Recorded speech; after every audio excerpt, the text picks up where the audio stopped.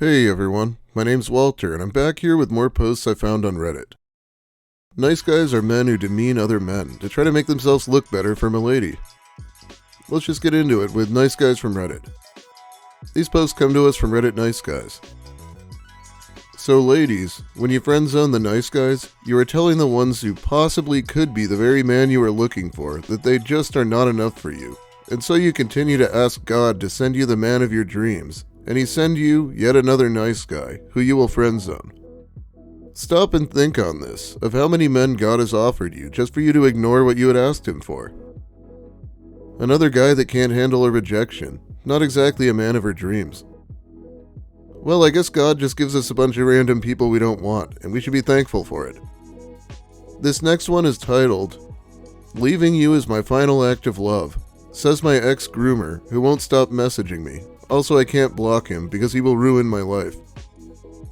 I feel like I ruined my last day talking with you.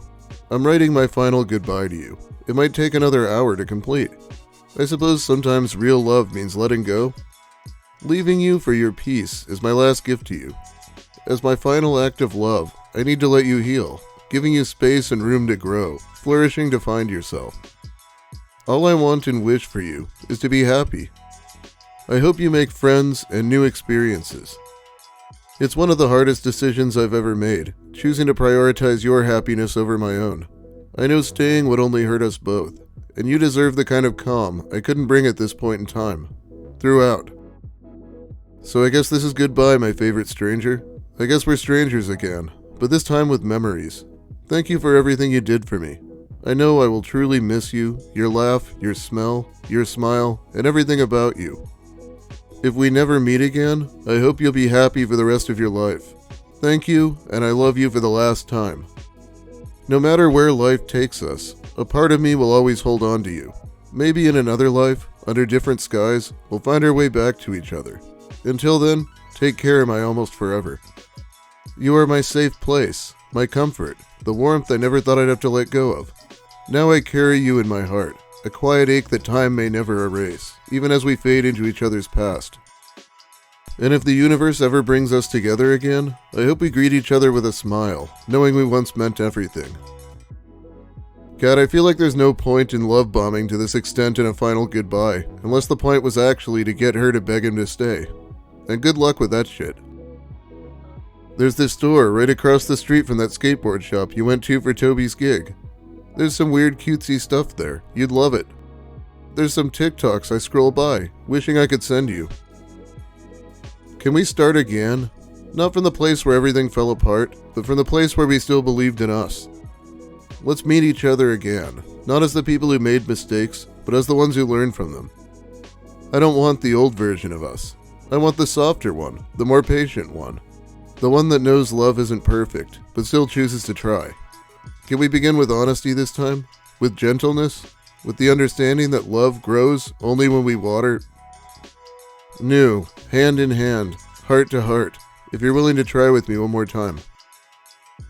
I know some of this stuff is cut off, but that's what it looks like on Reddit, unfortunately. And yeah, this was clearly never actually meant to be a last goodbye. I know I'm the reason we can't be together, and that's the hardest part to live with. But my own mistakes, my own flaws, ruined the one thing that made me feel whole.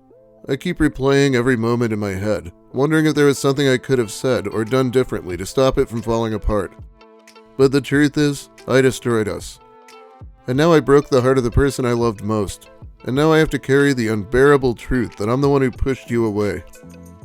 And no matter how many times I wish I could turn back time, rewrite our story, or take back the words I never meant to say, I know it's too late.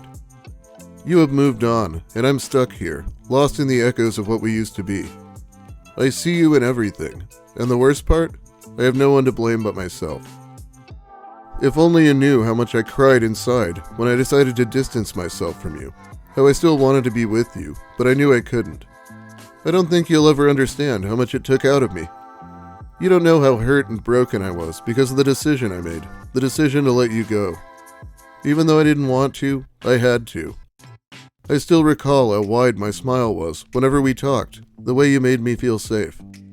That was when I realized I had fallen for you. I loved you more than you ever knew, and I feared it. Losing you when I loved you the most was the hardest thing I've ever had to do. Maybe for you, we were nothing, but for me, we were something. Something that meant so much. Which is why it's so hard to love forward, because... And overwhelmed by the thought of losing you moving on and finding someone else. Meanwhile, we never had the opportunity to really start being together. Okay, so the OP finally responds at this point. I gave you too many opportunities. But there was too much chaos in your life at the time, and during the fall it was cold and rainy all the time. The opportunities weren't at the right time. I thought we were going to have a final call on Sunday night. I was hoping we could video call, then after that final goodbye, I was going to give you all the space you need. So you decided to send me a paragraph asking for me back. That doesn't correlate. I know I have a lot of shit to figure out right now. I'm trying to get into a couple workers' unions. I'm trying to get all my legal bullshit dealt with. I was told through probation, they can fund programs that could improve or benefit your well-being. Therapy, gym membership / personal trainer, pool membership, Long and McQuaid music lessons. I just don't want to live life trying to achieve things and not having you to share everything with. Okay, I'll respect that. I'll stop messaging you. But can we have a final goodbye video call sometime soon? Yes. It looks like at this point they had the final video call. So how long after that before he pesters her again? About 5 hours. You know what's funny? While I've been sitting here falling apart, replaying the movie of you and I, the only thoughts that go through my head are about you. Not about how it ended or how you made me feel, but the thought of care that I still have for you. I wonder how you're holding up in this, and wonder if you're taking care of yourself. Because even after the dust settles, I'll still worry about you. Even when you gave your cup back to me, I still wanted to make sure that it was... I tried going to the police, and they didn't do anything, and I can't not reply to him, because he can and will completely ruin my life. She did use groomer in the title, but yeah, the guy is 32, and she's presumably a teenager. It's so weird that he could just make himself out to be the abuser and the victim in the same paragraph. I don't think I'd be able to say that without noticing the hypocrisy, let alone type it out. He didn't even write that shit. Goodbye, my favorite stranger is found all over the internet. Corny as fuck, trying to say, it might take another hour to complete. LMAO. Anyway, I'm sorry you're going through this. I briefly read through the comments. I know it might seem impossible to get out of your situation, but I hope you find the strength within you to listen to the wisdom of these internet strangers and get yourself out. Hoping for the best. And also, fuck that cornball, loser, poser, pseudo-intellectual weirdo. This is unfortunately a current post, so it's still going on.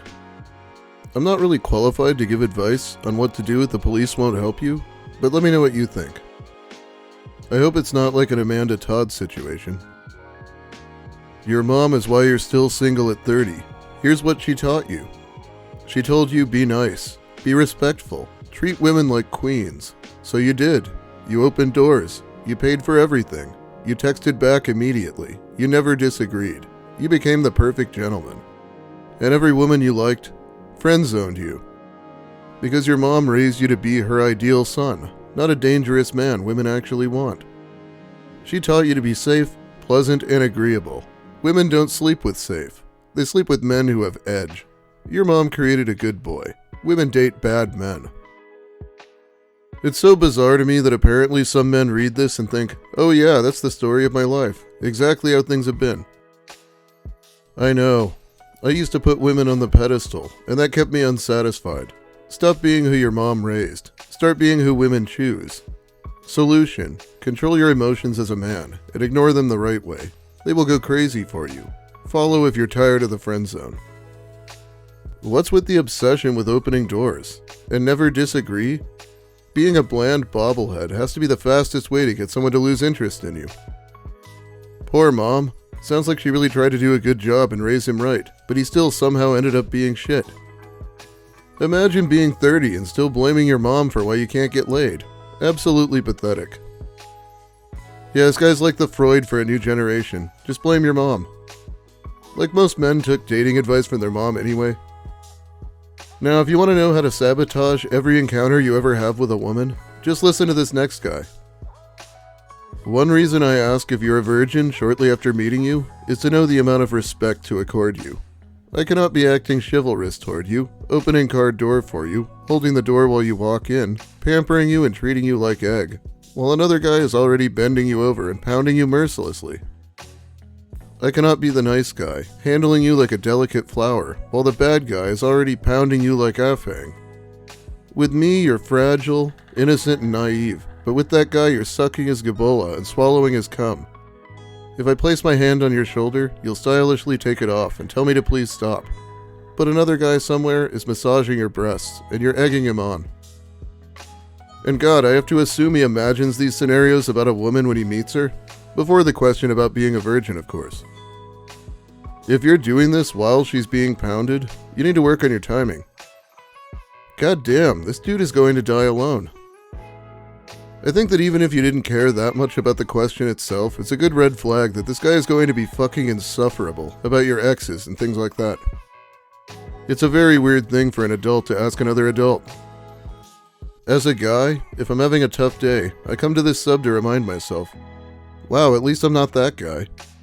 Then my mood improves and my day gets better. It's good medicine. Why are incels obsessed with fantasizing cucking themselves? Like, why the actual fuck? Oh, and according to Redditors, the non-English words are Nigerian slang. Right, lol. Women's standards are insane, yet they bring nothing to the table but used-up kitty cat with someone else's kid. They want a guy that's 6 foot above, yet they're 5 foot flat. Want a guy to have a lot of money, yet they have a shitty job with a college degree that's collecting dust in the basement. Want a man with a car while they drive a 2002 car. Want a man that can't live with his parents, yet she lives with 10 roommates to afford her rent. Want a guy in shape, but she can't even walk a mile without being out of breath. And then they complain about men all the time about not approaching them. And when they do, the men are called weird, desperate, creep. Bro, someone come up with a technology to make a robot bae. If you take a woman's goods from her, what does she really have to offer? Oh, child support? Half your money gone? If women aren't worth dating, I have no idea what he's so annoyed about. Do women actually complain about men not bothering them? Because I've only ever seen guys say women complain about men not talking to them. Honestly, I love not being approached. Like ever, I just do my own thing and vibe. Let's be honest though, this guy's idea of approach is probably catcall, or be super creepy, or both. I'm not sure if I've ever seen that complaint, but I wouldn't be surprised to see it show up on Reddit Nice Girls. Sorry you have some thirsty guys hitting you up. Should have given me that chance we spoke about. Haha. I'm a good guy, and I'm used to never getting the girl. When I do get the girl, she is hard to get rid of, because I'm a real man who has real and sincere convictions. Personally, I don't think you're seeking as you spoke. I think you're seeking lots of attention, and that's okay. I'm glad to have met you, and I'll stay your Facebook friend, but we won't talk, because I'm not some thirsty, disrespectful man who has no respect for you. I'm quite the opposite. So have a good day in the sun, doing whatever you're doing. I'm worth way more than you're treating me. Bye for now. It is absolutely brutal watching old people on Facebook sometimes. And this last post is from a very annoying male pick-me. A lot of people need to hear this. To the women of the world, I'm sorry that most men are pieces of shit. The stereotype isn't a lie. So many women in my life have nothing but pain they carry from abuse from men. I can't do anything but support those that I care for. To the men that are the pieces of shit, your day will come where you get what you deserve for being the filth that you are. This message isn't about me. It's about all you wonderful and beautiful women out there that deserve better. I can't relate to your pain, but I can make sure I'm here if you need anything. I'm not afraid to admit that I'm a sensitive, caring, romantic, helpful, loving man. I'm also not afraid to lose male friends that are these pieces of shit that hurt women. If you are one and you are my friend on here, please unfriend me.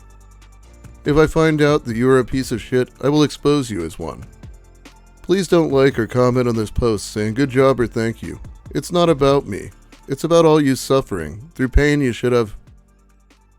And it cuts off there. He says it's not about him, but he sure goes on about his positive traits a lot. And I'm sure the world would function great if most men were actually total pieces of shit. For some context, a female acquaintance of his recently had an amicable breakup with her boyfriend. Well, that's exactly when a caring, sensitive, loving man has to throw his fedora into the ring, I guess. Anyway, it's about all the time I have for you today. Thanks for watching, everyone. If you liked the video, please give it a like. If you have something to say about the posts, or anything really, let me hear it in the comments. I'll be reading them while the video's new. If you're new here, consider subscribing for more of the same and whatever else I come up with. Big thanks finally to my generous patrons who support me more directly over on Patreon. I should be shouting them out soon here. They really help me out.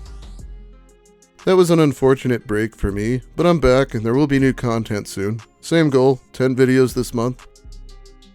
Have a great day, everyone, and remember, this video isn't about me, it's about the suffering of women, so please pick me. Watch someone take that out of context.